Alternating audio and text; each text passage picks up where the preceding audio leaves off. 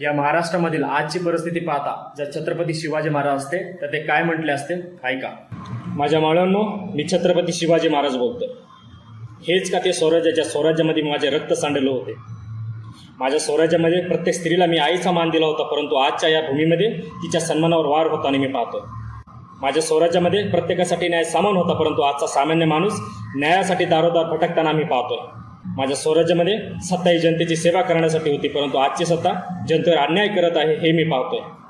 माझ्या स्वराज्यामध्ये माझी तलवार कधीच नीर अपराधांवर चालली नाही, परंतु आज अन्याय अत्याचार करणारे, बलात्कार करणारे नरधम दोषमुक्त होताना मी पाहतो. माझ्या स्वराज्यामध्ये धर्माच्या नावावर, जातीच्या नावावर, पक्षाच्या नावावर माणूस माणसाशी या ठिकाणी लढत असेल तर हे माझ्या स्वराज्याचे स्वप्न नव्हते. माझ्या मावळ्यांनो, आज मी तुम्हाला सांगतो, माझ्या स्वराज्यामध्ये तुम्हाला तलवार उचलायची गरज नाही. कारण की बाबासाहेबांनी संविधान लिहून माझा आवाज त्या संविधानामध्ये मांडला आहे.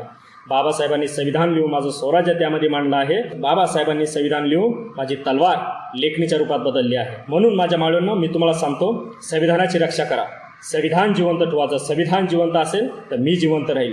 मी जिवंत असेल तर माझं स्वराज्य जिवंत राहील. आणि माझं स्वराज्य जिवंत असेल तर ह्या देशामध्ये छत्रपती शिवाजी महाराज जिवंत असेल हे तुम्ही विसरू नका. माझ्या मावळ्यांनो, शेवटी तुम्हाला मी एवढंच सांगतो, स्त्रियांचा सन्मान राखा, गरिबाला न्याय द्या, भ्रष्टाचाराला आळा घाला आणि माणसाला माणूस म्हणून वागणूक द्या. एवढंच मी तुम्हाला सांगतो. जय भवानी, जय शिवाजी.